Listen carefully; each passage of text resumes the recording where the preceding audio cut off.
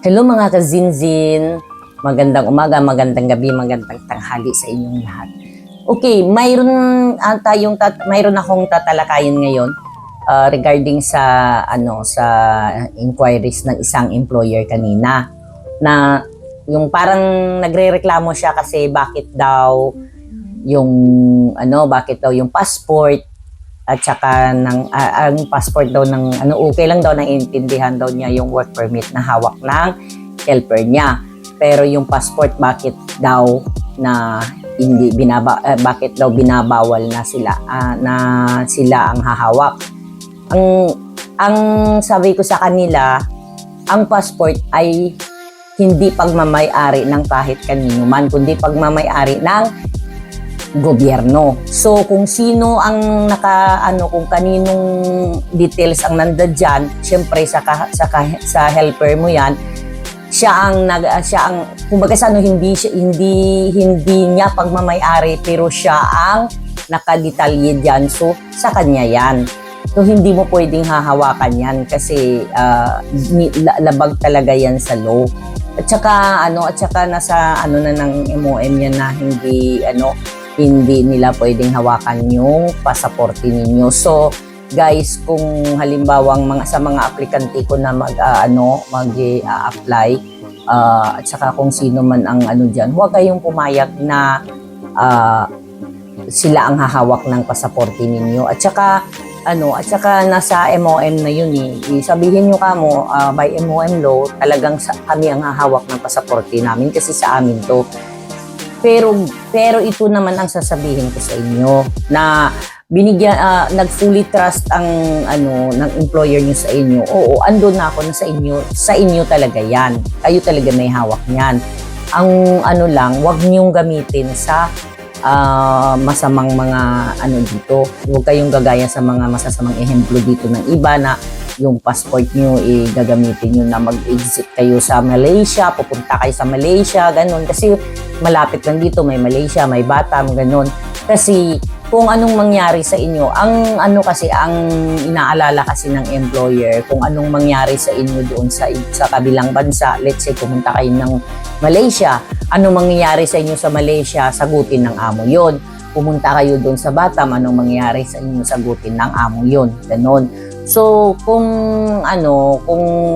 may bala kayong pumunta doon, magpaalam kayo sa employer. Sabihin nyo na pupunta kayo ng Batam, pupunta kayo ng Malaysia, kasama yung mga kaibigan namin, ganun. Para at least alam nila kung nasaan kayo.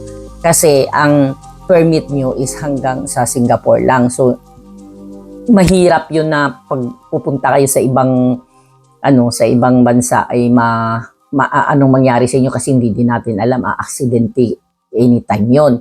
So sana maintindihan nyo, naiintindihan namin yung employer kung bakit nila na hinihigpitan yung paghawak ng pasaporte, pero definitely bawal yun. Hindi po pwedeng sila ang magtago ng pasaporte nyo. Tapos yung yung cellphone, yung handphone, syempre, bawal din yun na ikunin nila, tapos itatabi nila, dadalhin nila pupunta, tapos babalik na lang sa'yo. Pag hindi po pwede yun.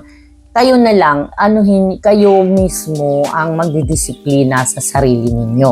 Kasi alam nyo naman yung trabaho nyo, di ba? Alam naman natin yung kung saan tayo nalulugar. Nilulugar din natin yung paggamit ng ating telepono. So, hindi porket open sa inyo yung amo nyo, basta nyo na lang yung paggamit ng telepono, parang kasi minsan ang paggamit ng cellphone is yung parang addicted na yan lalo pagka may maraming mga social media na kasi ngayon, ganun. So sana malinaw na ang lahat na yun lang ang ko, kasi syempre minsan pagka may mga inquiries, mga ganun, kaya natin mapapag-usapan. So sana malinaw sa lahat na ang passport at saka yung work permit ninyo ay dapat kayo ang may hawak nun. So yun lang, guys. Tsaka kung mayroon pa tayong mga ibang mga ano, basta magtanong lang kayo, magtanong lang kayo para masasagot ko din sa mga next video natin. Try kong sagutin lahat ng mga katanungan nyo para at least magkakaroon din naman kayo ng idea bago kayo pumunta rito. So, yun lang at maraming salamat. Kita-kita ulit tayo sa susunod. Bye!